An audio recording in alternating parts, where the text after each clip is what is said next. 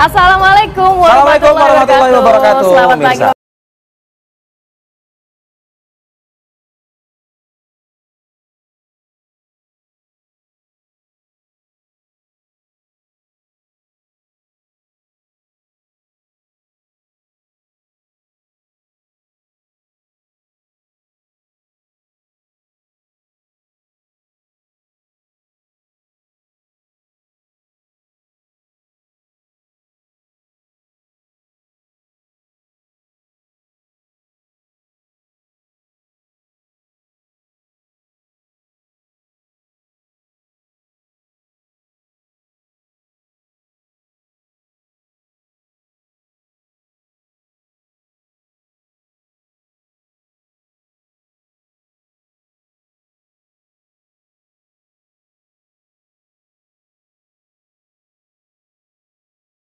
Informasi pembuka, tadi kita sudah ke Kepulauan Riau. Nah, ini juga ada informasi perselisihan di jalan raya akibat kelalaian mengemudi dan berlalu lintas makin sering terjadi.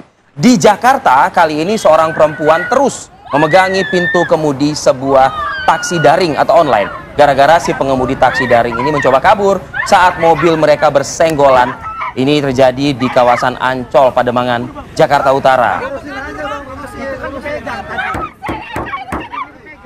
Ya, memang dalam visual ini tampak perempuan bersikeras memegangi pintu mobil taksi daring bernomor polisi B1109 URJ yang telah berserempetan dengan mobil miliknya.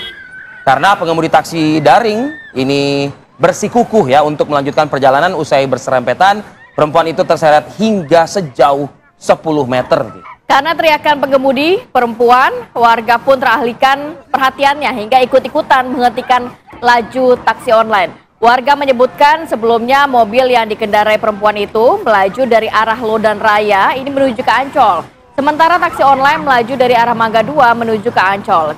Kemudian kedua mobil ini bersenggolan di pertigaan Ancol. Saat pengemudi perempuan turun dari mobilnya dan dibantu warga untuk bermediasi dengan taksi online, pengemudi taksi online ini malah mencoba kabur.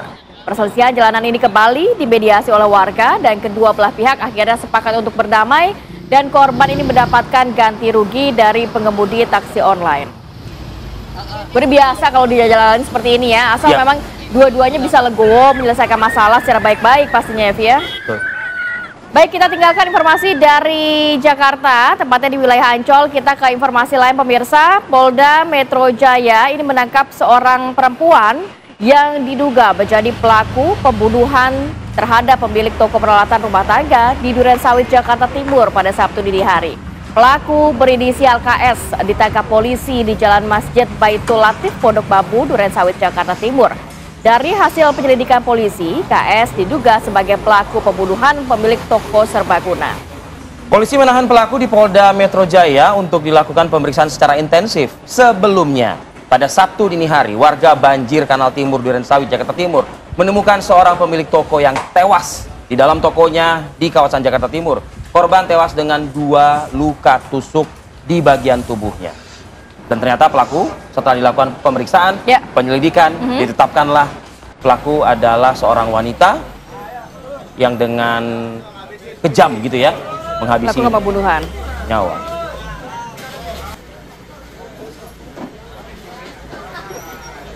Berlanjut pemirsa, kita hadirkan informasi berikut. Ratusan pekerja penambang emas tanpa izin di Kabupaten Sintang, Kalimantan Barat mendatangi Polres Sintang menolak atas penangkapan 4 pekerja yang juga rekan mereka ini. Ratusan pekerja tambang emas meminta polisi melepaskan 4 pekerja rekan mereka yang ditangkap pada Sabtu sore. Para pekerja mengancam akan datang dengan massa yang lebih banyak jika tuntutan mereka tidak dikabulkan oleh pihak kepolisian. Pekerja emas tanpa izin menuding masih banyak cukong besar yang jual beli emas ilegal namun tidak ditangkap aparat kepolisian.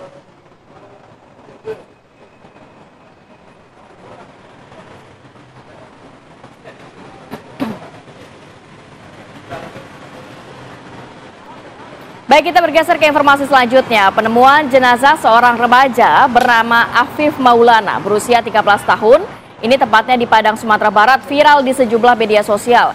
Seperti dalam postingan akun Lembaga Bantuan Hukum Padang yang menyebutkan bahwa korban ini meninggal karena disiksa oknum polisi saat membubarkan tawuran. Namun hal tersebut dibantah oleh Kepolisian Daerah Sumatera Barat bahwa menurut polisi korban ini diduga melompat ke sungai saat petugas membubarkan gerombolan remaja yang akan melakukan tawuran. Kasus jenazah seorang remaja yang ditemukan pada Minggu siang 9 Juni 2024 lalu berbuntut panjang. Berbagai pihak di media sosial menyebutkan korban atas nama Afif Maulana ini tewas setelah diduga dianiaya oleh sejumlah oknum aparat kepolisian yang tengah membubarkan tawuran ya pada Minggu dini hari. Saat ditemukan sejumlah luka lebam ditemukan di tubuh korban. Polisi pun membawa jenazah ke Rumah Sakit Bayangkara untuk proses visum. Banyak dugaan bahwa korban merupakan salah satu kelompok dari pelaku tawuran remaja yang terjadi di Kota Padang, Sumatera Barat hampir setiap dini hari, bahkan hingga subuh. Menurut keluarga korban, Afif ini pergi ke rumah temannya pada Sabtu 8 Juni lalu. Dan pada Minggu dini hari, ayah korban ini sempat menghubungi Afif yang masih di rumah temannya. Namun pada Minggu sore, keluarga mendapat kabar bahwa Afif ditemukan tewas di bawah jembatan Kuranji. Dari pihak kepolisian sementara terkait viralnya informasi bahwa korban meninggal karena disiksa oleh oknum, langsung diluruskan nih oleh Kapolda Sumatera Barat, Inspektur Jenderal Polisi Suharyono, di mana pada Minggu 23 Juni Kapolda membenarkan bahwa polisi memang mengamankan 18 orang pelaku tawuran. Namun tidak termasuk Afif di dalamnya. Selain itu, Kapolda juga mengatakan atau menepis bisa dikatakan ini tidak terkait dengan penganiayaan, baik itu yang dilakukan oleh oknum gitu ya, anggota atau jajarannya, seperti itu. Tapi kita nanti akan memperjelas informasi terkait dengan penemuan jenazah seorang remaja atas nama Afif Maulana ini di program Kabar Utama Pagi ya. Kabarnya Kapolda Sumatera Barat, Inspektur Jenderal Polisi Suharyono ini akan membeberkan. Nah, kita akan dengarkan nanti di program. Secara lebih jelas, lebih clearnya di program Kabar Utama Bertabayun lah kita pagi-pagi, ya kan? Di Kabar Utama Biar Pagi beritanya nggak pada simpang pukul siur, 8.30 ya. nanti. Baik, kita bergeser dulu ke informasi selanjutnya. Ini masyarakat lingkungan 5, Kelurahan Siumbut-Umbut, Kisaran Asahan, Sumatera Utara dihebohkan dengan penemuan mayat bayi yang ditanam di belakang rumah warga pada Minggu siang kemarin. Saat ditemukan, mayat dibungkus dengan kain. Jadi sosok mayat bayi yang diduga berjenis kelamin laki-laki ditemukan di belakang rumah warga dalam kondisinya terbungkus kain di lingkungan 5 Kelurahan Siumbut-Umbut, Kisaran Asahan pada Minggu siang kemarin. Diperkirakan janin tersebut masih berusia kurang lebih 24 minggu atau 6 bulan saat ditemukan oleh warga. Menurut warga, penemuan mayat bayi berawal dari seorang pria meminjam cangkul milik warga sekitar, maksud kami warga sekitar ya, dengan alasan mau mencari cacing. Namun warga tersebut curiga pria membawa bungkusan plastik besar. Warga pun mencangkul galian dan ditemukanlah plastik di dalamnya. Terdapat bungkusan kain juga yang ternyata berisikan mayat bayi. Selanjutnya warga melaporkan temuan mayat ke aparat kepolisian Kota Kisaran untuk diproses lebih lanjut.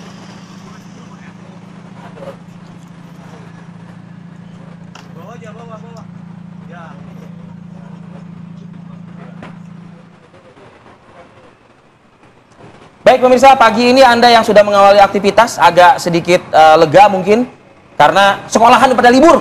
Nah, itu agak lowong jalanan agak gitu lowong, ya. ya kan? Jadi sepadat biasanya gitu. Berapa persen sih kemacetan di ibu kota itu disebabkan oleh mungkin itu tema belajar dialog mengajar gitu. Besok hari gitu. Kita nggak usah bahas itu ya. Kita bergabung saja sama Bribda Mercy yang berada di kawasan, salah satu kawasan di Jakarta Timur nih. Ya. Silakan Bribda Mercy.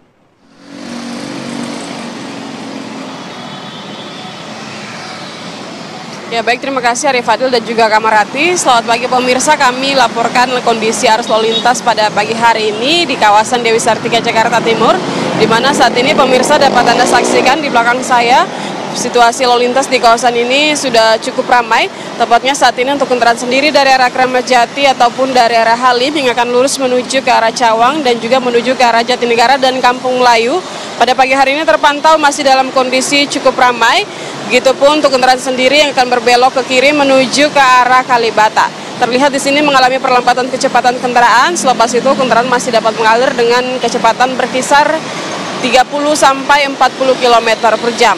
Kami menghimbau bagi pengendara untuk tetap tertib dalam berlalu lintas dengan selalu berhenti sebelum garis stop traffic light agar tidak mengganggu kelancaran lalu lintas di lajur lainnya. Kemudian untuk kendaraan sendiri dari arah sebaliknya, dari arah Cawang ataupun dari arah Jatinegara dan Kampung Melayu yang akan lurus menuju ke arah Kramat Jati pagi hari ini pun masih dalam kondisi ramai, dan yang untuk berbelok ke arah Kalibata menuju ke arah Kalibata ataupun ke arah Pasar Minggu pagi hari ini juga masih terpantau dalam kondisi ramai. Di sini terlihat mengalami perlambatan kecepatan kendaraan menjelang traffic light yang berimbas kurang lebih sepanjang 100 sampai 150 meter ke belakang. Selepas itu kendaraan mengalir dengan kecepatan normal. Kami menghimbau bagi Anda pengendara yang akan berbelok menuju ke arah Kalibata agar mengambil lajur paling kanan saja agar tidak mengganggu kelancaran lalu lintas dari arah Cawang ataupun dari arah Jatinegara yang akan lurus menuju ke arah Kramat Jati dan juga menuju ke arah Halim. Dan mobilitas kendaraan di kawasan ini sudah didominasi baik kendaraan pribadi roda 2 dan juga kendaraan roda 4, dan juga ada beberapanya angkutan umum yang juga melintasi di kawasan ini. Kemudian untuk kendaraan sendiri dari arah Kalibata akan menuju ke arah Kramat Jati dan Halim, ataupun yang akan berbelok ke kiri menuju ke arah Cawang dan Jatinegara maupun ke arah Kampung Melayu saat ini juga masih dalam kondisi ramai lancar. Kami menghimbau bagi pengendara untuk tetap menjaga batas kecepatan normal kendaraan Anda serta dapat mengikuti arahan dari petunjuk dari petugas kami yang berada di lapangan. Dan kami informasikan juga pemirsa berdasarkan data RSMS Korlantas Polri, angka kecelakaan lalu lintas selama 1x24 jam telah terjadi sebanyak 197 kasus laka lantas dengan rincian 15 orang meninggal dunia, 13 lainnya mengalami luka berat dan 146 lainnya mengalami luka ringan. Dan untuk menekan angka kecelakaan lalu lintas, tidak bosan-bosannya kami selalu mengingatkan bagi Anda untuk dapat tertib dalam berlalu lintas, mematuhi peraturan lalu lintas yang sudah terpasang, dan juga diharapkan untuk mengikuti arahan dan petunjuk dari petugas kami di lapangan. Dan untuk informasi lalu lintas lengkapnya, kami siap melayani Anda di 1500669 atau melalui SMS Center di 9119. Demikian dapat kami laporkan langsung dari kawasan Dewi Sartika, Jakarta Timur. Selamat pagi, selamat beraktivitas, dan salam presisi. Kembali ke rekan Arif Fadil dan juga Kamarati di studio. Baik, terima kasih Bribda Mersi melaporkan langsung dari Dewi Sartika, Jakarta Timur. Nampaknya agak lebih lengkang pagi hari ini begitu ya. Karena memang sekolah udah pada libur ya. Oke, kita tinggalkan mengenai lalu lintas di jalanan ibu kota. Kita bergeser ke informasi lain. Nantinya kita akan hadirkan informasi terkait di Grobogan, Jawa Tengah ditemukan seorang wanita tewas di dalam rumah kontrakannya, Vi, dalam kondisi tangan terikat, mulut juga tertutup lakban. Kita akan hadirkan informasi selengkapnya saat lagi, kita tetap bersama kami. Seorang wanita ditemukan tewas mengenaskan di dalam rumah kontrakan di Grobogan, Jawa Tengah. Jasad korban ditemukan tergeletak di lantai kamar dengan posisi kaki tangan terikat, mulut dan hidung juga tertutup lakban. Inisial LS, 23 tahun ditemukan tewas di dalam rumah kontrakan. Menurut warga, korban bersama dengan 2 teman lelakinya baru menghuni kontrakan sehari sebelum kejadian. Warga mengaku sempat mendengar keributan dari dalam rumah pada sore hari. Warga yang menaruh curiga akhirnya ramai mendobrak pintu kontrakan. Polisi yang datang ke lokasi kejadian kemudian melakukan olah TKP dan memeriksa sejumlah saksi. Jenazah korban kemudian dibawa ke Rumah Sakit Umum Daerah Raden Sujati Grobogan guna proses otopsi.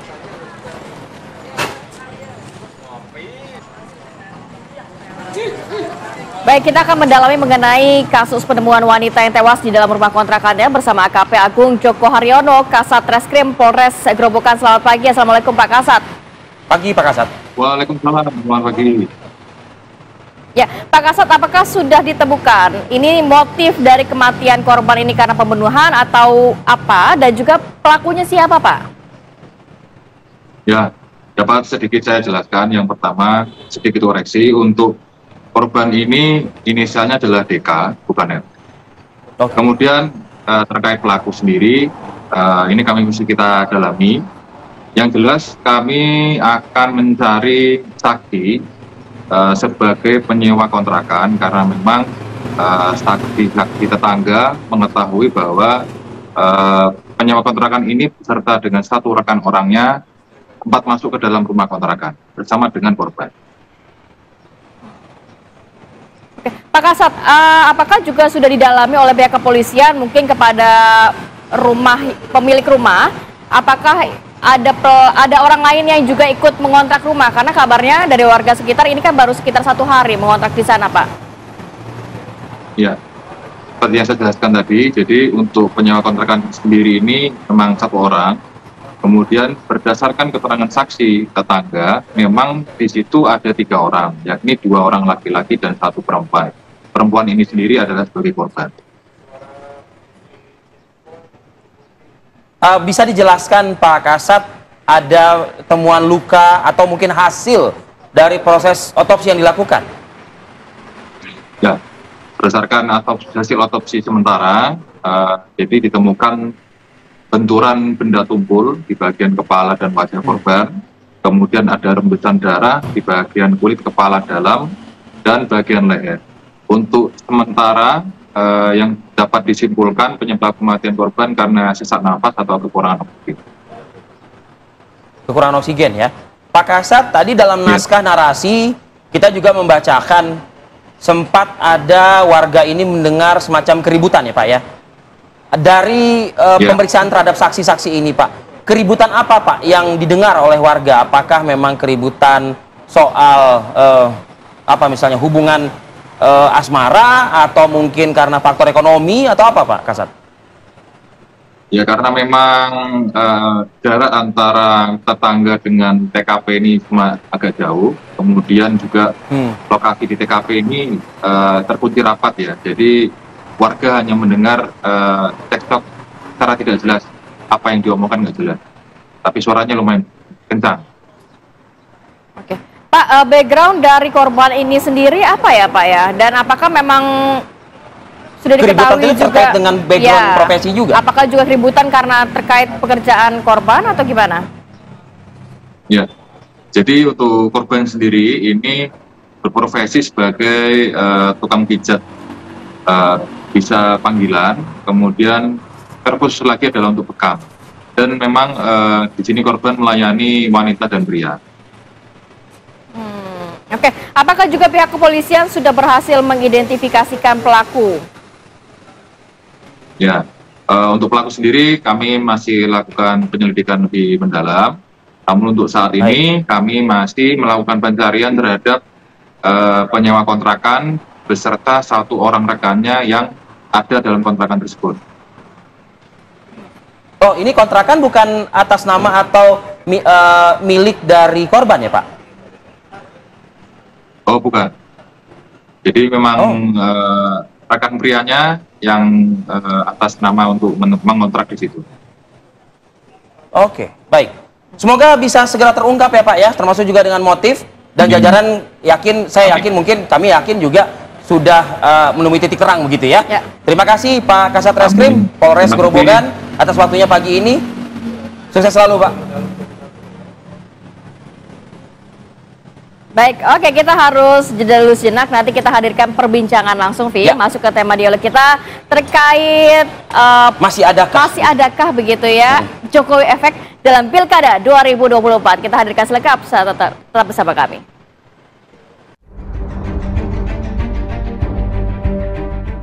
Adanya campur tangan Presiden Joko Widodo dalam pencalonan tokoh di sejumlah daerah mencuat menjelang gelaran Pilkada 2024. Presiden Jokowi dinilai masih mempunyai peran besar untuk kemenangan kepala daerah yang didukungnya. Namun pada saat pagelaran Pilkada di bulan Oktober-November mendatang, Jokowi sudah bukan lagi sebagai presiden dan telah menyerahkan kepada Prabowo Subianto sebagai presiden terpilih. 20 Oktober 2024, Prabowo Subianto dan Gibran Rakabuming Raka dilantik sebagai presiden dan wakil presiden. Waktu tersebut bertepatan dengan hiruk-pikuknya pagelaran pemilihan kepala daerah serentak. Efek Prabowo dinilai akan lebih berdampak pada kemenangan kepala daerah yang akan didukungnya bersama Partai Gerindra dan partai koalisinya. Namun, relawan Presiden Jokowi Projo masih meyakini bahwa berdasarkan hasil kepuasan terhadap pemerintahan Jokowi saat ini masih tinggi. Siapapun kepala daerah yang didukung akan mendapatkan insentif khusus tersebut. Calon-calon kepala daerah yang akan bertarung di Pilkada nanti akan menarik banyak kepentingan politik. Presiden Jokowi maupun Presiden terpilih Prabowo masing-masing berada dalam satu irisan yang sama di pemerintahan mendatang. Namun, di setiap daerah mempunyai peluang untuk berbeda calon yang akan didukungnya. Lantas, benarkah Prabowo efek akan lebih unggul dibandingkan pengaruh Jokowi? Tim TV One mengabarkan.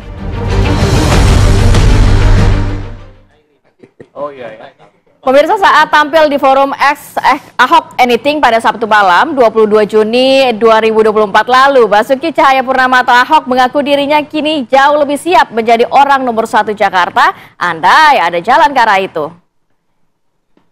Usai turun dari panggung, Ahok mengungkapkan kesiapannya menjadi gubernur Jakarta, andai dirinya diberi kesempatan.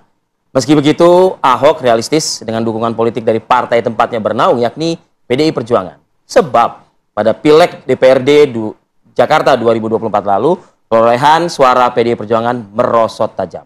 Karir politik Ahok diantaranya diketahui pernah memimpin Jakarta sebagai Wakil Gubernur DKI Jakarta ke-12 kala mendampingi Joko Widodo periode 2012 hingga 2014. Dan sebagai Gubernur Jakarta menggantikan Joko Widodo selama periode 2014 hingga jelang pertengahan 2017 silam.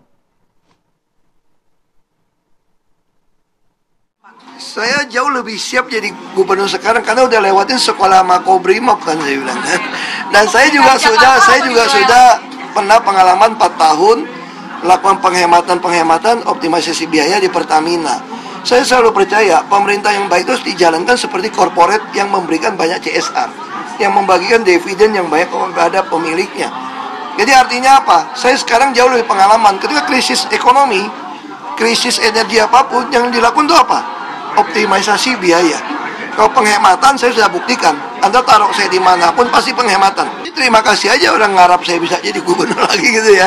Tapi kan sekali lagi partai saya kan kursinya tidak cukup. Kita kurang 6 kursi. Nah, dan untuk kerjasama kayaknya saya lihat ya nggak tahu mungkin atau nggak mungkin itu urusan DPP ya. Terus yang kedua juga masih ada pertimbangan DPP akan masang saya atau tidak. Karena kemarin pembicaraannya mereka lebih suka saya itu bantu semua kepala daerah cari solusi. Kenapa? Karena tahun depan ekonomi kita bisa tambah susah. Bisa krisis keuangan, bisa krisis pangan, krisis energi. Pemirsa, pemilihan kepala daerah 2024 yang akan berlangsung pada November mendatang ini mulai memanas. Beberapa individu yang dekat dengan Presiden Joko Widodo mulai bermunculan dalam bursa calon di berbagai daerah. Bahkan gestur politik Jokowi ini nampaknya dalam kontestasi pemilihan kepala daerah ini dianggap bisa menjadi acuan beberapa partai politik dalam memilih calon-calonnya. Seperti Partai Golkar yang meyakini bahwa Jokowi efek di pilkada ini masih kuat.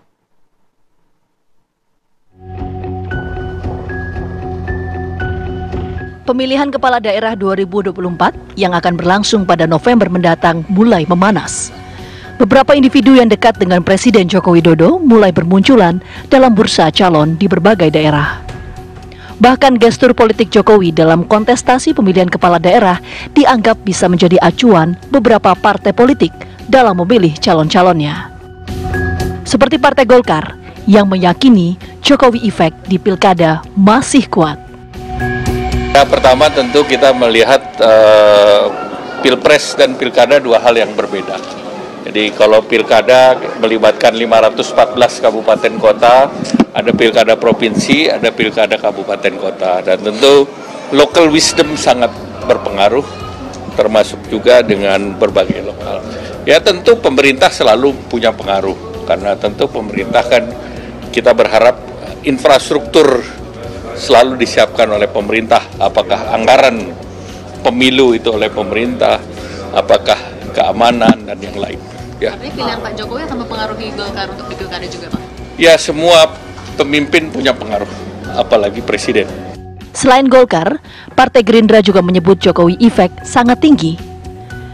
Kepemimpinan Jokowi yang sangat dihormati dan tingkat kepuasan rakyat terhadap kinerja pemerintah menjadi tolak ukur tingginya pengaruh Jokowi di Pilkada 2024. Lantas, benarkah pengaruh Jokowi dalam kontestasi pemilihan kepala daerah kali ini masih kuat?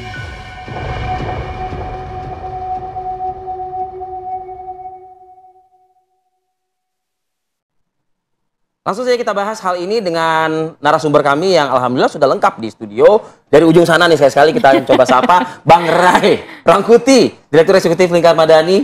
Selamat pagi. Juga pengamat politik. Assalamualaikum. Selamat pagi, Assalamualum. Sehat, Bang? Waalaikumsalam. Ya, Alhamdulillah ini sehat. sesama warga nih kita harus sapa-sapa menyapa nih kan. Warga gitu ya. Tangsel. Bang M. Iqbal, politikus PKS. Selamat pagi, Assalamualaikum. Bang Iqbal. Nah, ini mobil khusus nih.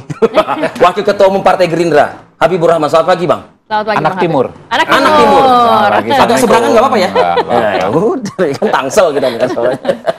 Nah, saya ingin coba nih ke Bang Habib terlebih dahulu. Bang, masih ada, Bang, nanti di Pilkada bulan November nanti Jokowi efek ini gitu. Ya menurut saya masih kuat ya. Namanya masyarakat kita itu kan memandang tokoh itu dari karakter dan track recordnya. Ya. Kalau karakternya mereka sukai dan track recordnya mereka yakini bagus, maka orang-orang ya tokoh-tokoh lain yang di-endorse oleh si tokoh ini Ya. pasti akan mendapatkan dampak yang bagus. Saya kasih contoh. Di kota tempat saya berasal di Bandar Lampung, ada satu caleg anak dari mantan wali kota, ya, mantan wali kota, ya, mungkin 2 periode atau 10 tahun atau 5 tahun sebelumnya, Ya. sampai-sampai pasang di billboardnya anak kandung Pak ini, Oh, gitu. sebutlah namanya. Iya, Buat jualan iya, itu kan ya. namanya Nilai apa jual. namanya tidak mencantumkan nama ayahnya kan Iya, ya. iya. Itu de facto sangat berpengaruh karena Nasibnya rakyat bagaimana di pemilihan kemarin? menang ya dengan suara kalau nggak salah terbanyak, salah satu terbanyak, karena rakyat puas dengan kinerja ayahandanya waktu menjabat wali kota. Berarti tokoh-tokoh yang akan di-endorse Pak Jokowi di Pilkada ini bisa menang mutlak nih, berarti. Bukan menang, nah itu dia, itu Berpotensi berpengaruh menang. tetapi bukan satu-satunya variabel yang mempengaruhi keterpilihan tentu ya. Pasti faktor utama tergantung si calon kepala daerah tersebut. Sosoknya, ya. tokohnya ya. Bagaimana ya macam-macam lah berbagai variabel keterpilihan seorang calon kan integritasnya, kapasitasnya, intelektualitas macam-macam lah. Sampai-sampai isi tas juga katanya kan ya. Nah itu tergantung sosoknya. Jadi ini menambah tapi bukan variabel utama tentu. Jadi teman-teman di partai yang bergabung di KIM ini pede lah ya. Jokowi efek ini masih bisa dirasakan Ini dan bisa bukan memenangkan gitu. bukan persoalan pede nggak pede. Ini kita membaca sesuatu yang realistis terjadi di masyarakat kita. Oke. Bang Iqbal, ini nampaknya Bang Habib masih Senyum-senyum cukup pede lah ya, karena memang membaca dari keinginan masyarakat juga, belum lagi juga hasil survei sejumlah lembaga juga 50% lebih ini masih juga mempertimbangkan arah politik dari Pak Jokowi ini juga di Pilkada 2024 nantinya. Ya saya kira memang kalau faktor pengaruh ini kan pertanyaannya adalah di mana. Pertama dulu ya, di mana. Kedua adalah seberapa besar. Karena yang namanya pengaruh itu kan ada persentasenya gitu loh. Ya. Ya mungkin kalau daerah A mungkin ada pengaruhnya, besarnya sekian. Daerah B mungkin beda lagi. Misalnya Jawa dan Sumatera beda misalnya. Kalau di dapil saya di Sumatera Barat ya pengaruh Mas Anies yang kuat. Siapa yang dapat endorse Mas Anies insya Allah peluangnya menang misalnya gitu. Jadi memang, tapi pertanyaan seberapa besar kalau figurnya tidak orang yang bisa mewakili atau berkompeten. Ini juga pengaruh. Tetapi saya mengira pilkada ini agak sedikit berbeda.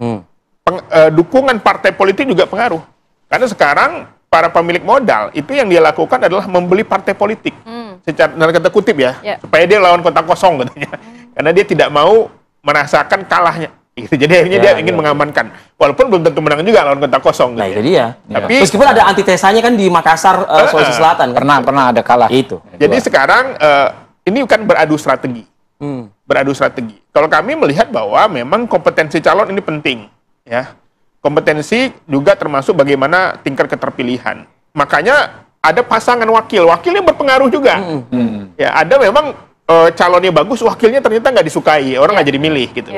Jadi menurut saya ada banyak faktor. Belum lagi kesukuan ya. Kalau ada satu daerah itu ada yang mewakili daerah barat, daerah timur.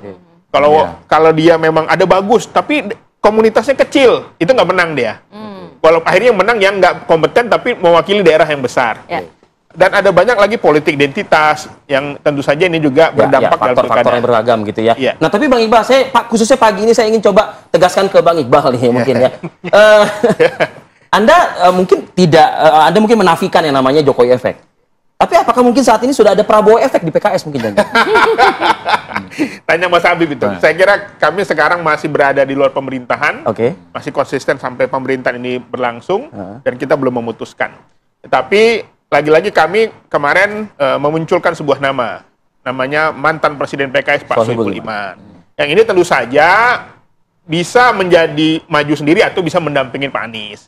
Jadi ada dua skenario ya. Kalau langsung mendampingi ada dua skenario. Jadi langsung mendampingi Pak Anies sebagai kalau nggak salah dirilis itu Sohibul Iman ini sebagai gubernurnya. Iya, skenario pertama sebagai gubernur. Tapi kalau karena kami tidak bisa mengusung sendiri, tentu saja mungkin ada partai lain yang mengusung, jadi kita bisa tergantung lobby-lobby dengan partai lainnya. Jadi kami menjelaskan bahwa ini adalah ada dua skenario. Dua skenario ya.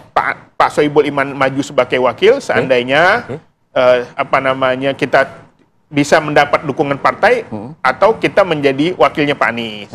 Berarti nggak peduli dengan Jokowi efek ya? Nggak. Tapi sekali lagi. Nah, saya khawatir justru nanti pasangannya sama RK. Nah, kan kita nggak tahu. Itu lebih mengejutkan lagi tuh Bang. Kita nggak tahu kan. Iya. Masih ada kemungkinan juga ke situ ya. Makanya sebagai partai politik kami pun berkewajiban untuk memunculkan tokoh.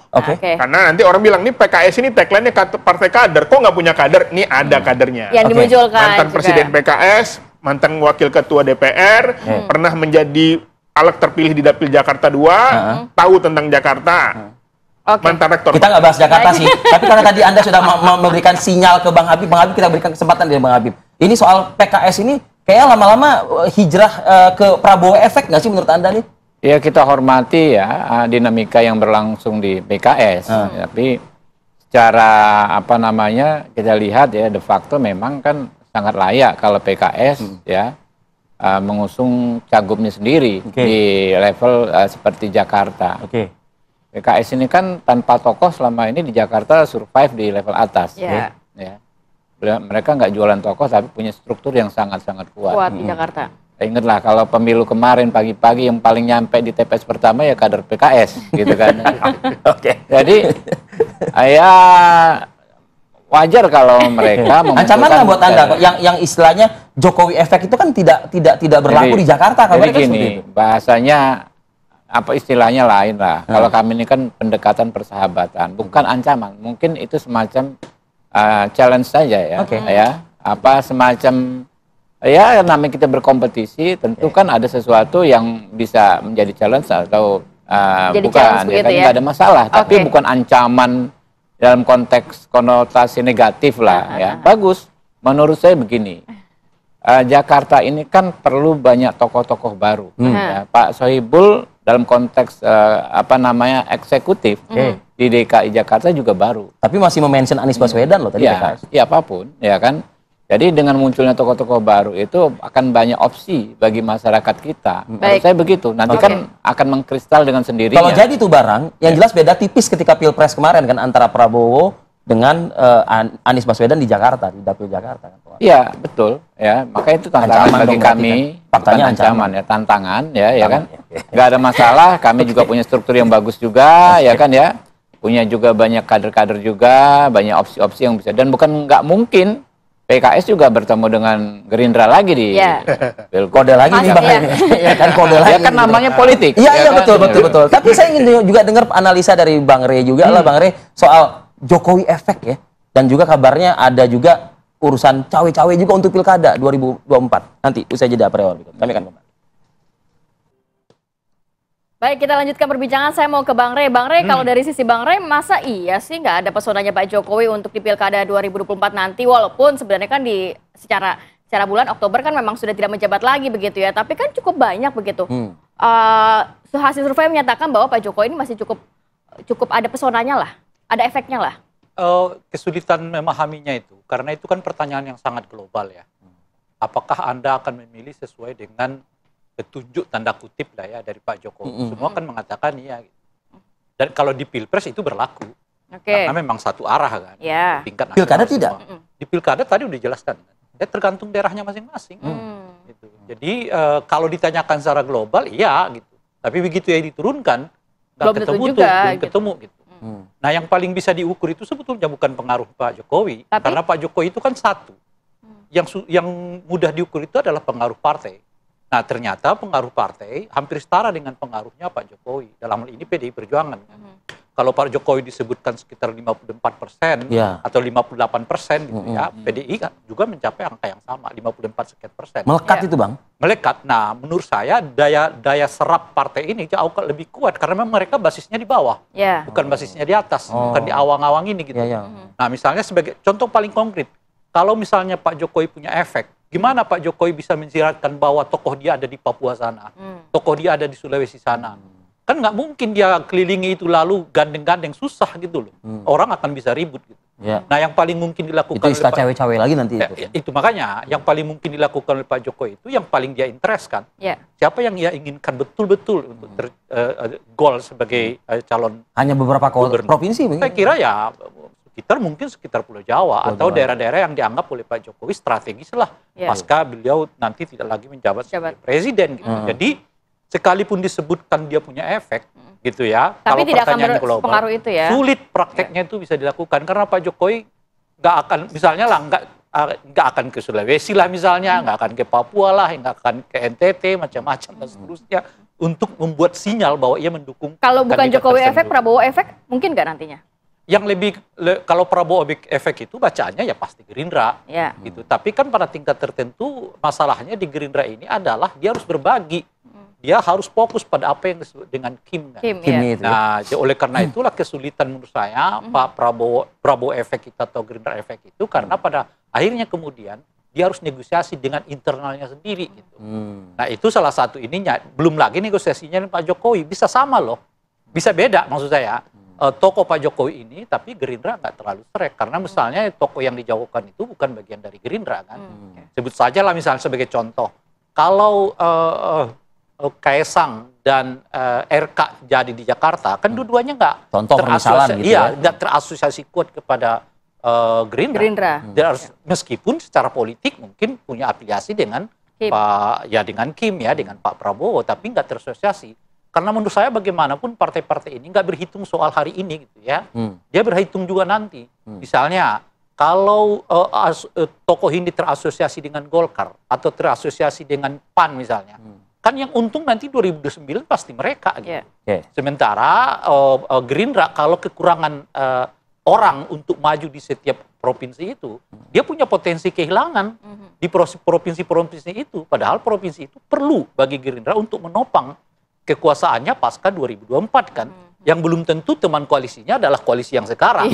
Itu kan boleh jadi itu berbeda. Jangan-jangan nanti yang masuk PKS misalnya Golkarnya yang keluar kan kita nggak tahu karena beda pilihan, beda orang yang akan dicalonkan 2009. Jadi mungkin nggak sih Gerindra ini tersandra dengan Jokowi efek itu gitu?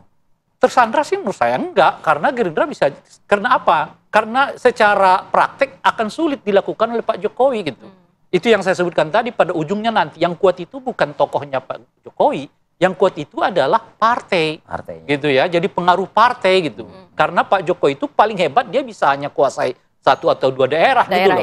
Kan kalau partai ada di semua tempat, dan basisnya mesti di bawah, bukan di atas. Kalau Pak Jokowi itu atas. Itu yang saya sebut tadi, misalnya gimana? Membandingkannya dengan hasil pilpres lalu dan pileg lalu? Enggak relevan. Itu maksud saya. Gitu. Kenapa gitu? Karena Pak Jokowi itu nanti orang kan nanya, misalnya di Sumatera, orang kan nanya ini calonnya Jokowi yang mana nih? Kira-kira gitu ya. Karena orang mengira yang dijagokan Pak Jokowi itu didukung oleh PKS. Misalnya didukung oleh PDI Perjuangan. Gitu. Misalnya sebagai contoh lah ya kan. Kecuali yang erat yang saya sebut tadi itu erat dengan Pak Jokowi. Ada hubungan benar-benar ada misalnya kalau di Sumatera Utara orang mengatakannya Bobi. Tidak kemana-mana kan, gitu. Kalau misalnya di Jakarta, kalau Kaesang maju, orang mengatakannya Kaesang. Kalau sekedar mengendorse begitu ya, mendukung misalnya Jawa Tengah, siapa Pak Jokowi, itu yang saya sebut tadi, paling jauh itu Pak Jokowi menguasainya di Jawa, karena itu yang dianggap mungkin paling strategis gitu. Saya kira 4 atau 5 provinsi saja mungkin yang kelihatan akan bisa diendorse oleh Pak Jokowi. Apalagi tingkat kabupaten makin nggak sulit gitu loh. Jangan salah jualannya tuh Bang Habib. Kalau pesan yang saya tangkap dari Bang Rey sih, jangan terlalu mengandalkan Jokowi efek juga. Gitu. Sejak awal saya sampaikan juga tadi, berpengaruh, tapi yang justru paling penting adalah si calon itu sendiri. Karena memang di pilkada ini kan ada banyak hal. Pertama soal koalisi partai politik pengusungnya. Terbelenggu tersandra nggak sih itu teman-teman di Kim itu? Kemudian soal sosoknya gitu kan ya. Saya bingung nih, Riffi ini nanya terbelenggu tersandra apa maksudnya gitu. Ya takutnya kan punya jagoan sendiri, tapi karena nggak enak dengan partai lain dan nggak enak juga sama Pak Jokowi takutnya. Riffi, ini pertanyaannya juga agak ribet ya. Jadi gini, semua partai ya, semua partai politik, kalau saya ngomong Gerindra saja lah ya, domain saya, bahwa secara manusiawi kami ingin punya kepala daerah. Wajar dong? Gerindra ya? Ya, Gerindra. Kemudian kalau nggak bisa kepala daerah, setidaknya wakilnya. Kalau Gerindra kan begitu. Wakilnya. Kalau nggak bisa juga, ya kan setidaknya rekan dari partai koalisi kami. Iya nggak? Kalau nggak bisa juga, ya nggak ada masalah juga dari partai politik manapun. Kan politik begitu, kita target kita kan berjenjang gitu kan ya. Kalau memang nggak bisa yang terbaik ya the second, the third, the fourth gitu kan. Nggak ada masalah. Jadi nggak ada istilah terbelenggu. Kenapa? Karena memang politik kita mengatur dalam konteks perundang-undangan, kita itu nggak ada yang bisa maju sendiri. Hampir nggak ada loh di satu provinsi, kabupaten kota yang bisa maju sendiri. Bisa maju secara undang-undang belum tentu dalam hitungan matematika politiknya. Ideal maju sendiri. Misalnya nih, ada partai Gerindra di salah satu kabupaten punya 15 kursi, artinya bisa maju sendiri. Tapi kalau maju hanya kader Gerindra, calon bupati dan wakil bupatinya, pasti kalah. Pasti kalah. Karena kan itu cuma 15 kursi kan ya. Tentu tetap minoritas gitu kan dibanding sisa kursi lainnya di DPRD. Perlu kekuatan politik lain. Nah itu bukan sandra menyandra bos. Ya kan itu memang kita harus saling bersinergi satu sama lain. Makanya saya bilang, dalam situasi politik seperti ini, segala kemungkinan bisa terjadi. Ya. Yang tadinya kita saling jaim, koalisi, 3 koalisi di Pilpres, sekarang bisa saja ada yang saling cross itu kan, yang bergabung ya di menurut situasi peta politik daerah tersebut seperti apa. Apalagi sekarang agak sulit ya karena memang pilkada serentak ya. Jadi ada kabupaten kotanya juga di situ. Itu yang ribetnya juga. Justru saya melihat gini, justru sekarang di tingkat 2 itu sangat signifikan pengaruhnya justru siapa calon gubernurnya yang paling potensial menang. Karena pilkada serentak. Kalau potensial gubernurnya itu tinggi, misalnya dia incumbent lalu dia dominan, itu siapa partai yang mendukung dia juga itu berdampak. Karena kampanye serentak.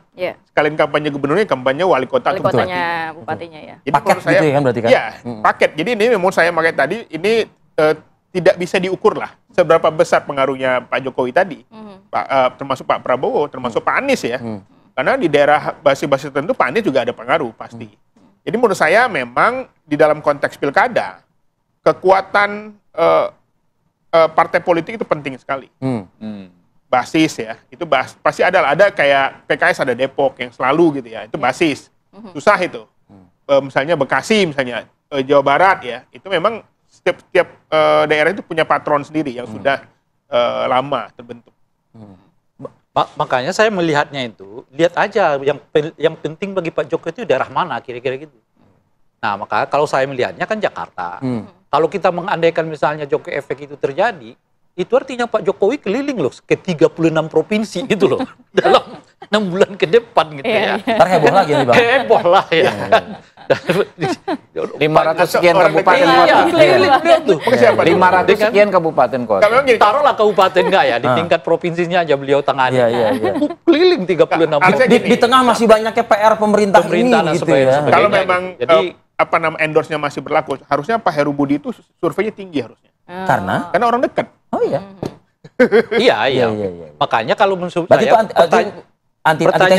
pertanyaan itu is okay gitu, tetapi itu nggak realistis di dalam pilkada. Di daerah mana? Kecuali Anda ngukurnya di Pilpres. Kalau di Pilpres itu punya karena orang serentak milih satu tokoh kan. Satu tokoh itu yang dijagokan oleh Pak Jokowi. Ini orang milih di 36 provinsi ya kan. 500 sekian kabupaten kota. Gimana? Apalagi Jakarta ya. Apalagi Jakarta. Rasional. Dan oleh karena itu jangan terlalu dipusingkan lah dengan 58% itu. Itu yang saya sebutkan itu yang penting lidah itu bukan efek Jokowi, efek partai. Nah kalau kita lihat efek partai itu, PDIP yang paling tinggi itu maksud saya. Baik. Bicara soal 76% approval ratingnya pemerintah yang baru rilis kemarin ini, itu berpengaruh nggak sih untuk pilkada juga gitu? Ya tentulah, kalau pengaruh ada, bukan yang dominan, ya kan? Misalnya ada orang ya, tokoh masyarakat dikenal baik ya, tentu apa yang dia sampaikan akan didengar oleh masyarakat. Tapi seberapa besar ya kan, seberapa signifikan tergantung orang yang akan maju. Saya membayangkan gini, kalau 76 ini puas begitu ya Bang Habib ya. Ya artinya kan pengennya mereka tuh ya seperti ini terus kan kehidupan mereka kan begitu. Betul, betul. Sepakat. Kalau memang kita bicaranya pilpres lagi misalnya kan. Saya kaitkan dengan pilkada. Iya makanya. Jadi kalau ketika bicara pilkada terlalu banyak variabelnya. Variabelnya terlalu banyak ya. Oke, baiklah kita nantikan nantinya pilkada serentak akan seperti apa di November mendatang. Terima kasih banyak Bang Habib, Bang Iqbal, Bang Rey sudah hadir pada pagi hari ini. Oke, nah ini nih yang agak sedikit dak-dikduk nih kita yang ngelihatnya. Ada apa ini nih? Apa angkanya berapa nih? 10 juta. Gen Z. Gen Z ini pengangguran. Apa yang menjadi dasarnya? Kemudian apa langkah yang harus diambil ke depannya? Kita akan bahas saat lagi, tetap bersama kami. Pemirsa, Kapolri Jenderal Listio Sigit Prabowo mengungkapkan Polri bekerja sama dengan Badan Siber atau Sandi Negara atau BSSN dan juga melakukan asesmen untuk menemukan dan juga mendalami penyebab gangguan server Pusat Data Nasional Kementerian Komunikasi dan Informatika atau Kemenkominfo baru-baru ini. Selain itu, Kapolri menegaskan akan memecat atau juga memberhentikan dengan tidak hormat atau PTDH bagi anggota kepolisian yang terlibat dalam judi online.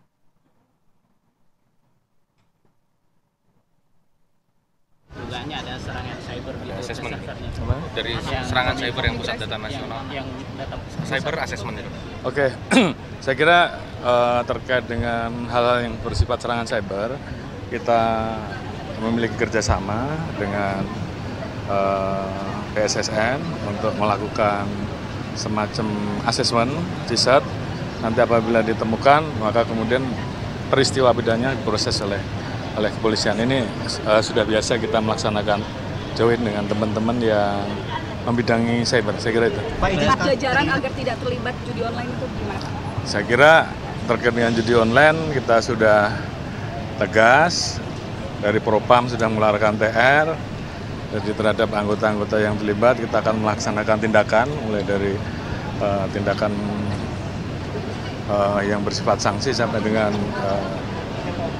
PTDH bila diperlukan, dan saya kira semua elemen semuanya bergerak untuk melaksanakan kegiatan mulai dari kegiatan yang bersifat preventif sampai dengan penegakan hukum.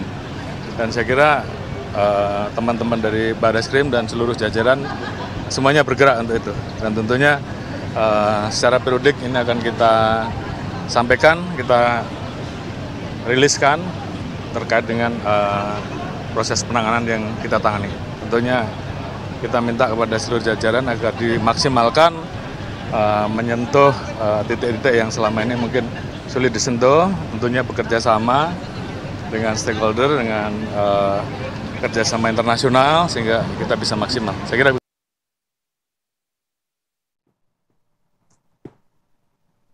Ya, pemirsa, berdasarkan data Badan Pusat Statistik, ini hampir 10 juta penduduk berusia 15 hingga 24 tahun berstatus menganggur atau tanpa kegiatan.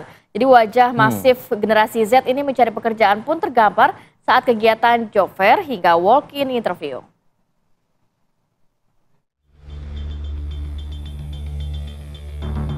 Belakangan ini, kabar jutaan generasi Z susah mencari pekerjaan terus santer menjadi pemberitaan nasional. Berdasarkan data Badan Pusat Statistik, hampir 10 juta penduduk berusia 15 hingga 24 tahun berstatus menganggur atau tanpa kegiatan. Wajah masifnya generasi Z mencari pekerjaan pun tergambar saat kegiatan job fair hingga walk-in interview sejumlah pengusaha kecil dan menengah selalu didapati pelamar muda. Seperti yang terlihat saat salah satu pengusaha bidang elektronik, Putra Siregar, membuka lowongan kerja untuk karyawan toko elektroniknya. Jumlah pelamar yang membludak melebihi ekspektasi menggugah Putra untuk memberikan uang transport Rp100.000 per pelamar. Kondisi miris juga terlihat saat sebuah usaha kuliner seblak di Kabupaten Ciamis, Jawa Barat membuka lowongan kerja walk-in interview. Dalam video viralnya, para pelamar yang rata-rata berusia 18 hingga 25 tahun itu rela mengantri begitu panjang demi bisa kerja di warung seblak. Himpitan susahnya generasi Z mendapatkan pekerjaan disebabkan terbatasnya lapangan kerja formal dan rendahnya tingkat pendidikan. Karakteristik generasi Z yang dianggap tidak tangguh, pilih-pilih pekerjaan, dan hanya ingin gaji besar, diduga juga menjadi penyebab generasi Z sulit mendapat pekerjaan. Tim TV One mengabarkan.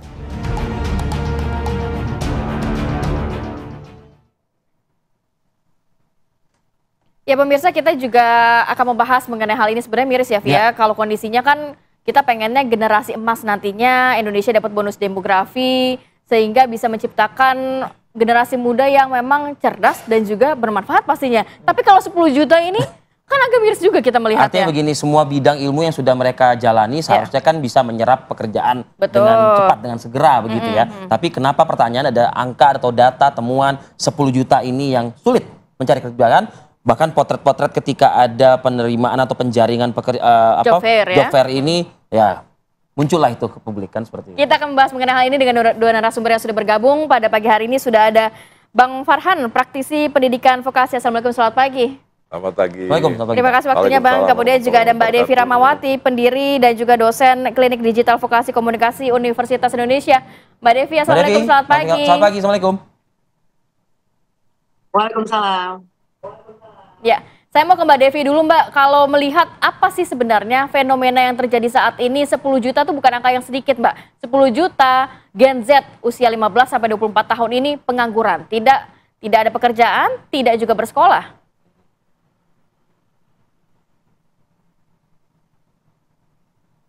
Iya, satu hal ini adalah gejala global. Gitu ya. Yang sedikitnya ada 5 faktor yang menjadi pendorong hal ini kalau kita rangkum dari berbagai riset penelitian dunia, bahkan bukan hanya di Indonesia. China mengalami ini, Amerika, bahkan negara-negara maju di mana masyarakatnya berpendidikan sangat tinggi juga mengalami apa yang dialami oleh Indonesia. Sedikitnya ada 5 faktor. Itu yang pertama adalah karena pandemi kemarin. Pandemi kemarin ini membuat ekonomi dunia belum kembali pulih.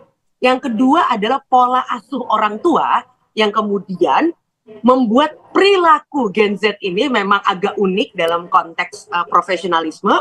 Yang keempat adalah perubahan industri. Dan yang kelima adalah pendidikan yang tidak match. Makanya bagus sekali kalau ada narasumber dari vokasi karena justru ini yang sekarang paling dibutuhkan oleh industri. Nah, bahkan ada sebuah penelitian yang meramalkan bahwa tahun 2030 Amerika, Cina, Rusia, Eropa, dan sebagainya, termasuk Indonesia, Brazil, dan lain-lain, ternyata kekurangan talenta. Bukan orangnya tidak ada, makanya, tapi banyak yang tidak mampu memenuhi kebutuhan industri. Artinya apa? Bukan industrinya tidak ada pekerjaan, tapi banyak yang tidak cocok dengan apa yang dicari oleh industri. Industri seperti apa sih sebetulnya yang tren di anak-anak Gen Z ini sebetulnya yang kemudian industri-industri di luar sana pun juga jadinya miris melihatnya begitu?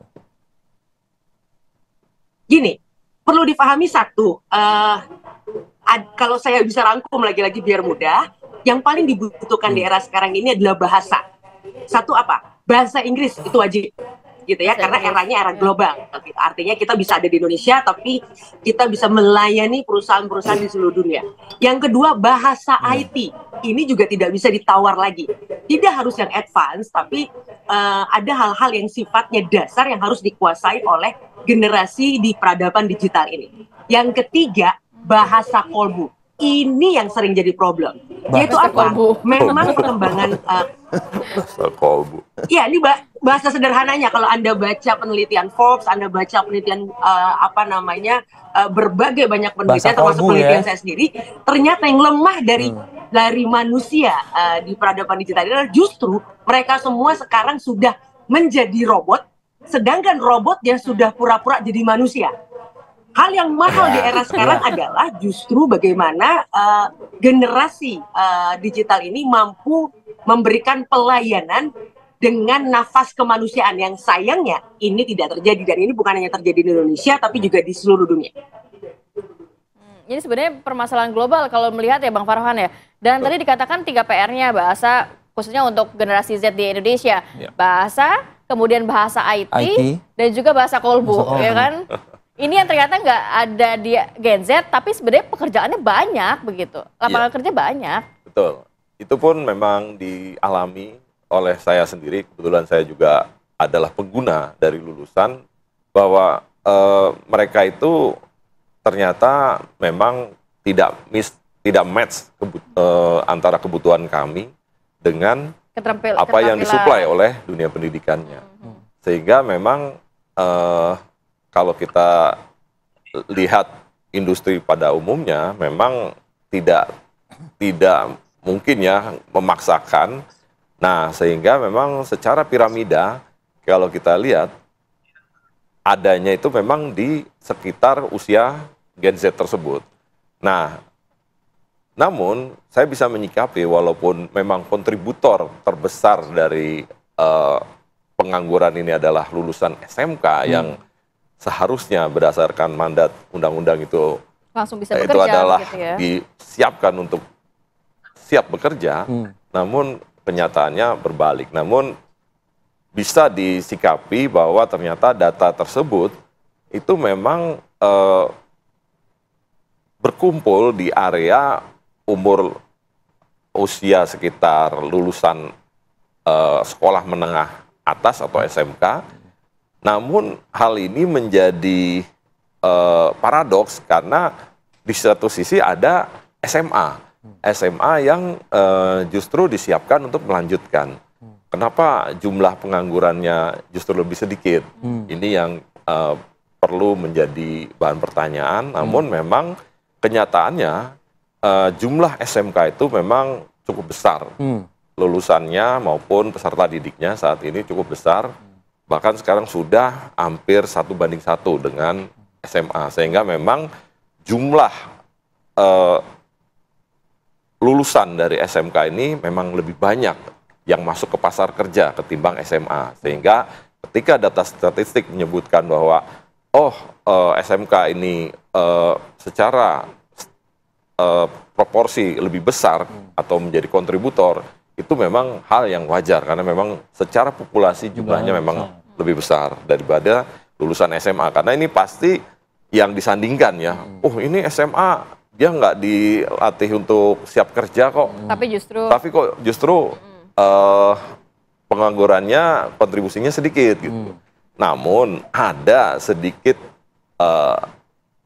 rumor yang mengatakan kok industri malah lebih suka lulusan SMA untuk dijadikan semacam pekerja pada levelnya ya. Karena SMA atau SMK itu secara level KKNI itu menduduki level KKNI 2.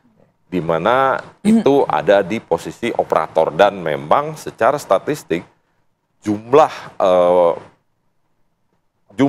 serapan tenaga kerja kita ada di area situ yang terbanyak. Namun memang banyak permasalahan-permasalahan lain yang mungkin ini perlu disikapi. Khususnya tadi juga Bu Devi menyampaikan dari sisi sosiologi bahwa memang ada perubahan perilaku juga dari mereka. Namun kalau saya perhatikan hal ini tentu kita bisa sikapi dari lini input, proses, dan outputnya. Input dari mana? Ya tentu input dari SMK ini kan adalah lulusan SMP. Usia kurang lebih 14 sampai 15 tahun. Mereka secara psikologis tentu belum siap untuk memilih. Dan saat itu banyak faktor eksternal dari teman atau dari orang tua yang minta mereka supaya cepat bekerja. Nah, di saat itu PPDB tidak mengakomodir untuk penelusuran minat dan bakat mereka. Sehingga ketika memilih dulu, bahkan sebelum ada perubahan kemarin, ada total hampir 173 kompetensi keahlian yang mereka harus pilih. Bayangkan mereka memilih menu, kalau kita masuk ke restoran misalnya kita milih menu ada 173, pasti kan pusing ya. Nah sekarang sudah memang sudah disederhanakan, namun tetap mereka banyak sekali yang kemudian salah jurusan. Ya. Nah, ketika sudah salah jurusan, maka otomatis ya, itu dia. akan terjadi demotivasi oleh mereka, bahkan sekolah itu mungkin terasa seperti paksaan. Betul. Nggak Bencana menjalannya dengan plong gitu ya. Itu terjadi juga dulu karena saya juga produk SMK dulunya. Hampir 50% teman saya itu dulu salah jurusan, boleh dibilang. Ada gitu. proses dan juga output ya tadi ya. Betul. Nah, kita coba ulas di segmen berikutnya, tetaplah bersama kami akan kembali.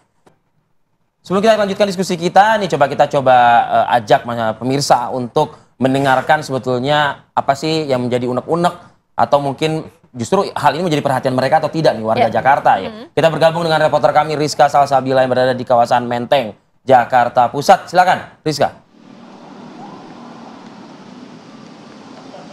Ya, selamat pagi Arif Fadil, Kamarati dan juga pemirsa. Benar sekali banyaknya Gen Z ataupun rentan usia 15 sampai dengan 24 tahun yang tidak bersekolah ataupun tidak dalam pendidikan ataupun tidak bekerja. Nah, hal ini tentunya di masyarakat ini bertanya-tanya, apa sih alasannya kenapa banyak Gen Z yang tidak bekerja? Langsung aja kita tanyakan. Selamat siang Mas, selamat pagi. Dengan Mas siapa Mas? Nama saya Fikri. Mas, boleh Mas pendapatnya mengenai banyaknya Gen Z. Ada 9,9 juta penduduk Indonesia yang berumur di 19 sampai dengan 24 tahun ini yang tidak bersekolah ataupun tidak bekerja. Menurut Mas bagaimana sih? Mungkin menurut saya untuk yang belum dapat pekerjaan itu mungkin kurangnya keterampilan atau mungkin dari pendidikan juga ya kayak atau malas atau begitu sebaliknya. Kalau dari Mas sendiri melihat seperti ini tuh bagaimana sih Mas? Mas sendiri kesulitan nggak mendapatkan pekerjaan kalau misalnya di Jakarta sendiri? Kalau menurut saya sih kesulitan atau tidaknya itu tergantung dari diri kita sendiri sih Kak. Gimana kitanya menjalankannya, itu dia. Oke, baik. Terima kasih ya Mas. Nah, demikian Arif Fadil, Kamarati juga pemirsa. Langsung kita tanyakan dengan salah satu yang lainnya juga. Mas, selamat pagi Mas. Dengan Mas siapa Mas? Rafli Kak. Mas, boleh Mas pendapatnya mengenai banyaknya Gen Z ini yang tidak bekerja ataupun tidak dalam pendidikan. Menurut Mas bagaimana Mas? Gen Z gimana ya, kurang itu Kak. Gen Z itu apa sih Pak? Ini generasi muda yang berumur 15 sampai dengan 24 tahun itu banyak yang tidak bekerja ataupun tidak melakukan dalam sistem pendidikan. Lagi sih Kak, perbanyak lagi untuk lowongannya mungkin ya. Itu aja sih Kak dari saya. Perbanyak lowongan ya Mas ya.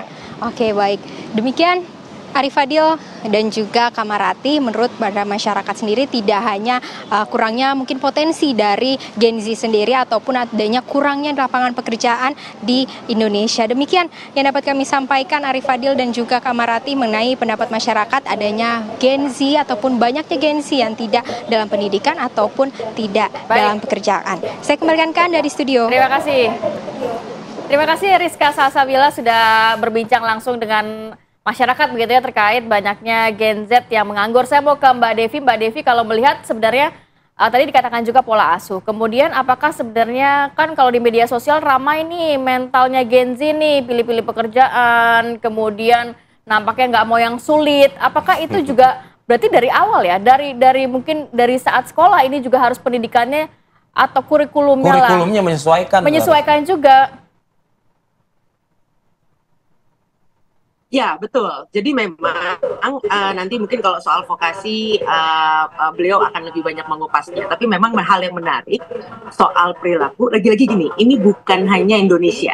Bahkan di luar negeri, ketika interview saja ada riset-riset yang menemukan bahwa orang tua bisa mendampingi Gen Z ketika interview, gitu ya.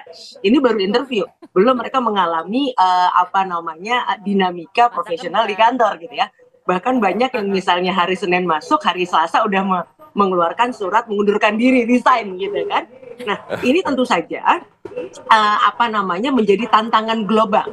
Kenapa? Karena ini yang kemudian akhirnya belakangan, ini datanya juga menarik, belakangan perusahaan-perusahaan jauh lebih memilih mempekerjakan generasi di atas Gen Z gitu ya. Karena apa? Satu, mereka sudah pasti punya pengalaman. Dua, mereka punya daya juang yang lebih baik. Ketiga, mereka karena sudah lebih senior, kalau ada yang mempekerjakan mereka jauh lebih bersyukur gitu ya. Jadi determinasinya juga jauh lebih tinggi. Dan bahkan yang menarik adalah sebuah mitos kalau kemudian banyak pembicaraan bahwa Gen Z masuk dalam generasi sandwich. Faktanya di Indonesia data terakhir justru generasi-generasi di atas yang malah banyak menopang kehidupan Gen Z. Gitu ya, dan ini juga terjadi di luar negeri. Gen Z-nya justru tidak semandiri yang digambarkan bahwa mereka harus membiayai atas dan bawah, karena faktanya mereka tidak mau menikah, mereka juga tidak memiliki pekerjaan, jadi tidak mungkin juga membiayai orang tua di atasnya. Nah, ini memang satu tantangan global yang memang pelan-pelan harus diurai, salah satunya dengan memperkuat pendidikan vokasi. Artinya kurikulum harus segera menyesuaikan kah begitu? Tentu saja Mas. Nah, begini, di luar negeri menariknya adalah ketika seorang ibu melahirkan anak, di benak setiap ibu cuma ada dua. Kalau anaknya ingin menjadi peneliti atau disebut dengan scholars, maka dia akan menyekolahkan tracknya. Itu dari SMA lalu ke universitas akademik. Tapi kalau dia ingin anaknya kemudian menjadi profesional di bidang seblak, profesional di bidang menggambar, profesional di bidang layang-layang, itu dia akan jelas menyekolahkan anaknya di SMK yang kemudian vokasinya itu sampai doktor terapan. Nah, ini di Indonesia cara pandang ini tidak ada, sehingga seakan-akan lembaga vokasi, pendidikan vokasi itu hanyalah mohon maaf bagi orang-orang yang tidak mampu atau ini cepat-cepat bekerja, padahal tidak. Nah, ini yang menyebabkan sebenarnya vokasi adalah sekolah yang akan membahagiakan peserta didiknya karena orang sekolah sesuai dengan minat yang dia gandrungi. Oke. Bang Farhan gimana? Ya, jadi memang benar bahwa saat ini bukan hanya kurikulumnya, tapi justru pilihannya tadi, menunya tadi, atau kita sebutlah bidang keahlian atau kompetensi keahlian. Kalau di SMK, kalau di perguruan tinggi itu ada program studi, itu saat ini buka tutup prodi itu harusnya sudah merupakan hal yang wajar, gitu ya. Betul. Jadi ketika memang gitu ya. Dan kalau di beberapa negara khususnya Eropa, mereka hanya mau buka program studi atau kompetensi keahlian jika ada permintaan dari industri. Jadi on demand ya betul. On demand, betul. Nah, saat ini yang terjadi, ini data dari BPS menyebutkan bahwa serapan dunia kerja itu adanya justru di sektor pertanian, perikanan, dan sedikit terkait dengan pertambangan. Namun apa yang terjadi? Lulusan SMK terbesar justru di bidang teknologi informasi dan komunikasi, lalu urutan keduanya adalah di teknologi dan rekayasa, urutan ketiga baru bisnis dan manajemen. Sehingga ketika mereka lulus itu boleh dibilang adalah calon penganggur karena demand-nya memang tidak ada. Apakah memang harus dirubah seperti yang tadi Mbak Devi katakan, di luar negeri itu kan memang diajarkan kalau memang melanjutkan sampai sekolah masuknya kemana, kemudian kalau memang mau ke profesional, mau langsung bekerja juga fokusnya kepada passionnya, minat dan bakatnya. Di kita tipping point-nya itu di lulusan SMP tadi, yang seharusnya itu memang dikawal sejak dia masuk SMP.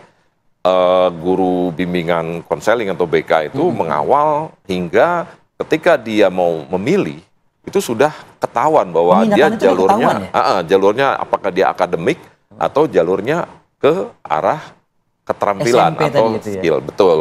Jadi yang tadi dimaksud oleh Bu Devi bahwa kalau di luar negeri ada istilah mungkin menuju ke level skill atau ke akademik, dan itu memang jalur pendidikannya berbeda. Saat ini ya tentu sudah diakomodir. Kemdikbudristek bahkan gimana Anda ngeliatnya? Telah memiliki program bukan hanya D1, D2, D3, namun D4 yang setara dengan sarjana terapan, lalu S2 terapan, bahkan direncanakan akan ada S3 terapan. Sudah banyak profesor-profesor yang lahirnya dari vokasi juga. Di SMP tadi apakah sudah berjalan Kemdikbudristek? Belum, setahu saya belum. Bahkan uniknya malah di beberapa daerah, karena ini kan kalau bicara SMK, SMK itu bukan miliknya Kemdikbud, tapi miliknya pemerintah provinsi. Sehingga Kemdikbudristek itu hanya berada di ranah pembinaan dan ranah kebijakan secara nasional agar lulusan. Jadi kualitasnya tidak sama ya, setiap provinsi pasti berbeda-beda. Nah, itulah fungsi dari Kemdikbudristek, mereka menyetandarkan, sehingga kalaupun seorang siswa SMK pindah ke daerah lain, ya dia akan memasuki jurusan yang sama dan akan mendapatkan pembelajaran yang sama. Itu fungsinya. Namun kenyataannya ya kurikulum silih berganti, namun tetap sampai saat ini belum juga adaptif terhadap kebutuhan tadi. Baik.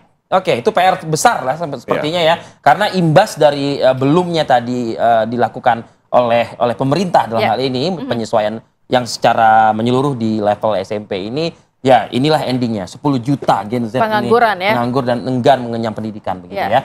Baik, terima kasih banyak Bang Farhan dan juga Mbak Devi tadi sudah berbagi informasi dan waktunya. Kita harus jeda dulu sejenak. Nanti kita akan update bagaimana persiapan sidang pra-peradilan tersangka Peggy Setiawan saat lagi. Ya, kita akan coba memantau juga jalannya persidangan di studio.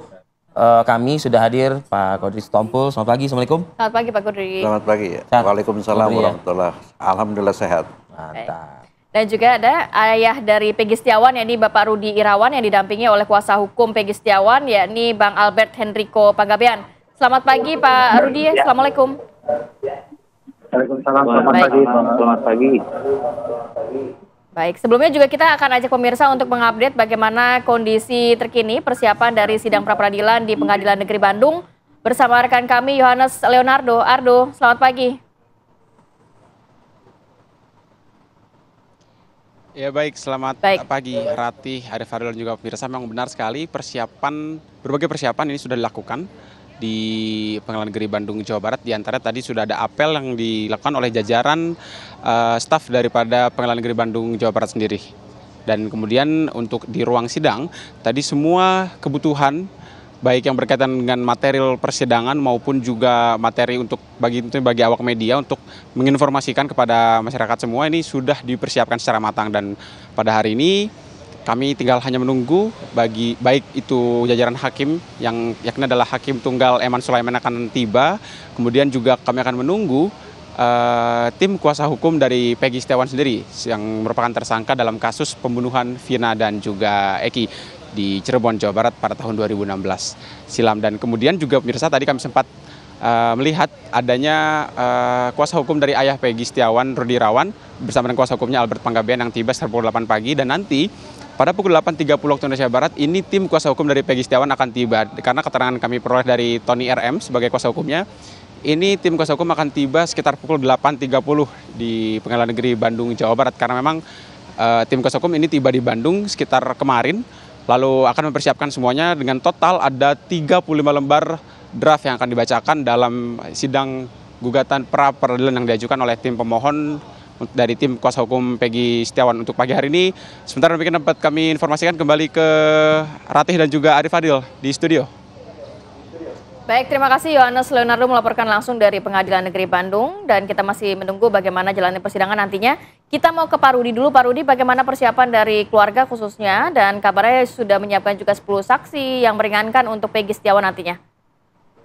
Pak Rudi. Ya, persiapan mah biasa.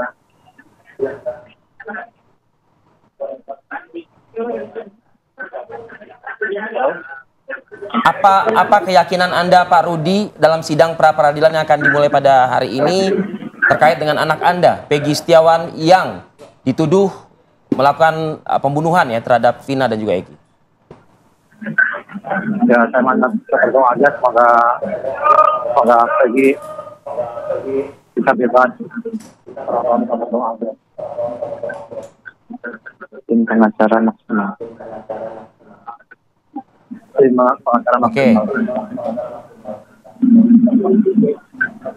Oke.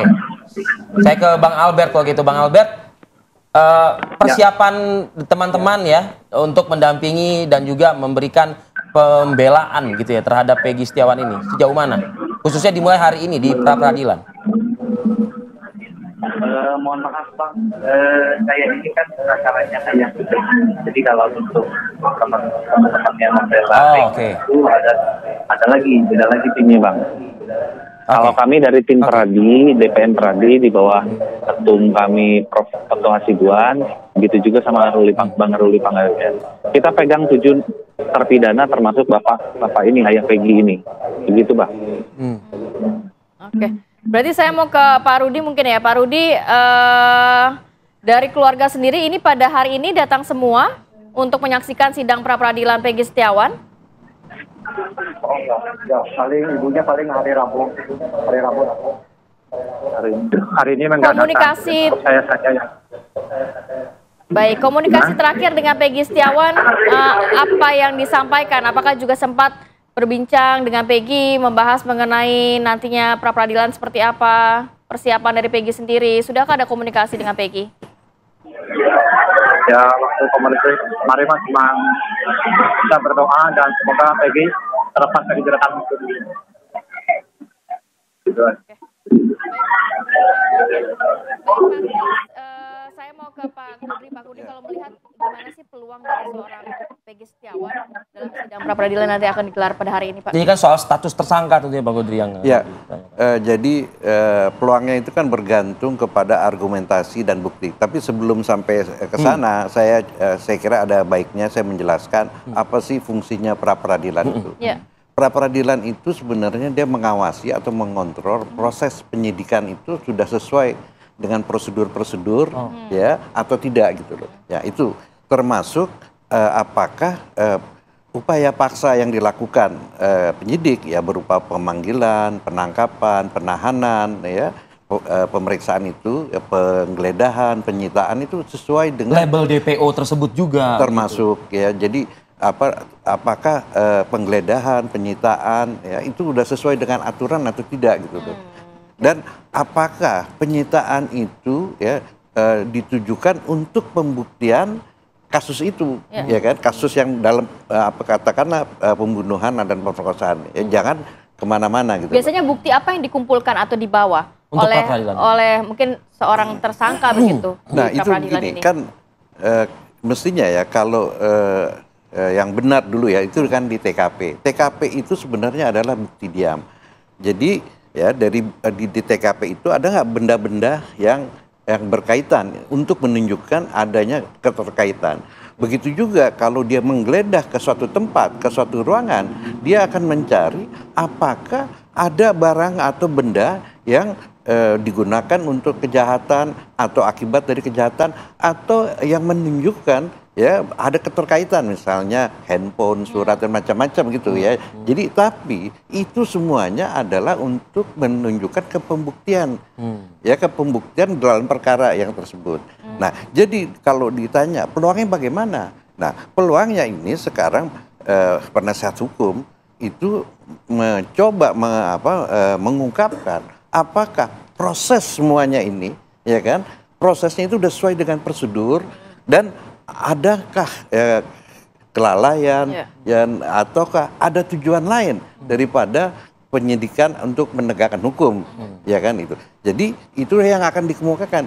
Nah, jadi kalau kita dengar bahwa penasehat hukumnya menyiapkan saksi dan ahli itu kan dalam rangka menyanggah ya kan bukti-bukti yang digunakan oleh penyidik untuk pertama adalah mengeluarkan perintah penyidikan itu sprindik ya kan apakah sprindiknya itu sudah disesuaikan gitu. Begitu juga ya untuk menetapkan tersangka apakah alat buktinya itu cukup kuat artinya mempunyai pembuktian artinya ada persesuaian ya dengan alat bukti yang lain.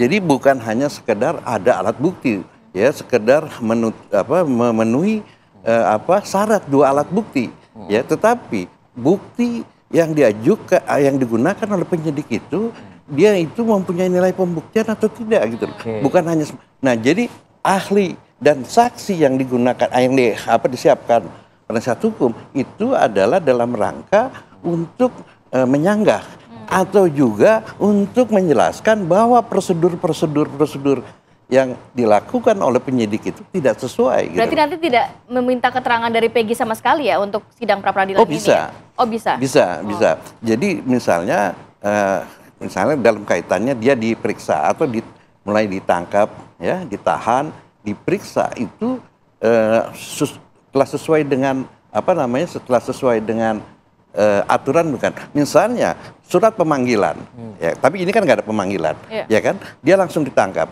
Ditangkap itu kan ini bukan tertangkap tangan. Dia adalah apalagi perkara udah tahunan ini. Nah, kan asal muasalnya adalah laporan polisi. Laporan polisi pertama yang 8 tahun yang lalu digunakan atau tidak? Ya, jadi kalau ternyata LP ya, atau dasar penangkapan, penahanan, pemeriksaan dan seterusnya bukan dasar LP yang dahulu, ini potensial bisa potensial penyidikannya itu dibatalkan. Nah, tetapi kan publik ini ya suka mencampur adukan dengan masalah masalah bahwa katakanlah bahwa itu terjadi. Misalnya peradilan sesat, bukan itu bukan forumnya. Ini bukan forumnya di pra-peradilan. Ya, itu nanti ini. Tetapi intinya pokoknya dicarikan dalam sidang pra-peradilan yang dimulai hari ini kan adalah dua hal, kuantitatif dan kualitatif tersebut. Dan dalam kaitan ini konteksnya ini benar nggak orangnya? Ini kan itu loh, jadi itu. Kita lanjutkan ya Bang Kudri ya. Saya jeda, kami akan kembali lagi. Baik, kembali lagi di Apa Kabar Indonesia Pagi. Saya mau ke ayah dari Peggy, Pak Rudi. Kan memang sempat ada penggantian nama Peggy Setiawan. Apakah juga ini kalau dari kuasa hukum, dari pihak keluarga juga dirasa akan memberatkan Peggy nantinya? Dan apakah juga membawa bukti-bukti yang cukup kuat untuk membuktikan penggantian nama tersebut, Pak? Baik. Terima kasih, Mbak. Jadi untuk hal itu memang kemarin kami dapat undangan, Jumat lalu kami mendapat undangan terkait identitas ganda dari Pak Rudi. Tapi sudah di-clear, sudah dijawab juga oleh Pak Rudi pada tempo hari bahwa peruntukan dua identitas itu adalah untuk pernikahannya saja. Dan itu terjadi di tahun 2008. Jadi tidak ada sama sekali, bahkan kemarin pun tidak ditanya sama sekali oleh penyidik, hal-hal terkait apa yang sedang ramai-ramai sekarang, apalagi tentang pra-peradilan dan juga tentang anak beliau yaitu Peggy. Itu mungkin, Bang. Baik, terima kasih banyak Bang Albert dan juga Pak Rudi. Ini akan bersiap juga untuk menjalani atau memantau bagaimana persidangan pra-peradilan Peggy Setiawan pada hari ini ya. Ya, terima kasih. Oke, saya ke Pak Kudri nih. Pak Kudri, lagi-lagi nih kuantitatif dan kualitatif. Apalagi kalau misalnya tadi Pak Kudri menjelaskan kan misalnya gini, menetapkan DPO saja kan butuh juga ada surat prosedurnya kan begitu kan. Nggak ujuk-ujuk langsung masuk DPO terus tiba-tiba langsung ketangkap kan begitu. Padahal ini kejadian 2016. Apa benar? Bisa nggak itu dicek di pra-peradilan? Apakah benar sudah ada penelusuran pencarian dari tahun tersebut sampai dengan 2024 ini gitu? Iya, kan mestinya DPO itu ya kalau penyidik itu sudah mengirimkan surat pemanggilan. Dengan patut dan benar, ya orang itu tidak hadir atau tidak ada gitu. Nah, jadi surat pemanggilan ini karena ini di tingkat penyidikan mesti ada LP-nya. Nah, dia dipanggil sebagai apa gitu loh, ya kan? Sebagai saksi. Tapi kan orang sebelum tersangka sebagai saksi, nggak bisa langsung ke DPO dia. Jadi berarti ini meringankan Peggy sebenarnya, bisa jadi hal yang meringankan Peggy ya? Seperti yang saya katakan tadi. Bahwa kan pra-peradilan ini mau menguji prosedur yang dilakukan penyidik ini udah benar apa tidak. Misalnya DPO. DPO ini kan dasarnya harus ada pemanggilan dulu. Ya sudah dipanggil secara patut, ya artinya 3 kali 24 jam sebelumnya, ya kan. Dan itu caranya. Terus isi suratnya itu udah benar belum? Ya kan, apakah dia dipanggil sebagai apa? Jadi orang kan dipanggil mesti jelas. Ya, sebagai saksi, ya kan. Mungkin terakhir Pak Kudri menyoroti sidang hari ini untuk mungkin hakimnya sendiri seperti apa? Ada catatan khusus? Nah begini, ya ini saya kira kesempatan kali ini karena perkara ini banyak disorot, menjadi perhatian publik. Ini kita mesti mengembalikan sebenarnya fungsi pra-peradilan itu apa gitu loh. Ya, pra-peradilan itu kan sebenarnya adalah untuk mengawasi penyidikan itu benar supaya jangan terjadi ini. Nah, untuk mengontrol itu harus hakim yang sudah senior. Nah, kalau di Belanda ini namanya hakim komisioner, ya. Jadi komisioner rechter gitu loh, ya kan? Apakah itu harus ketua pengadilan juga gitu? Kalau memang nggak ada orang yang senior, ini biasanya hakim senior itu di luar ketua dan wakil ketua ada hakim yang. Tetapi kalau misalnya ini apalagi perkara ini berat, mestinya diberikan kepada hakim yang senior lah, paling tidak. Karena dia tunggal ya? Tunggal memang karena ini kan dianggap pembuktiannya sederhana. Tapi itu kan teorinya, padahal faktanya. Faktanya ini kan nggak berat gitu loh. Tapi ini resiko gitu loh. Karena pra peradilan itu dianggap bahwa ini sidang yang mudah pembuktiannya, tapi faktanya kan. Nah karena itu ya baik kalau kita kembalikan, kita konsep pertama pra peradilan itu kita menjadikan hakim komisioner atau komisioner rektor, mestinya hakim itu yang mengawasi. Itu menjadi catatan penting untuk persidangan kali ini ya. Jadi jangan sampai lagi salah lagi ini, jangan kayak dulu salah-salah lagi. Baik. Terima kasih banyak Pak Kudri sudah hadir pagi hari ini. Sehat selalu. Assalamualaikum. Waalaikumsalam. Oke, dan pemirsa sesaat lagi akan hadir kabar utama pagi yang tentunya juga masih akan terus mengawal jelang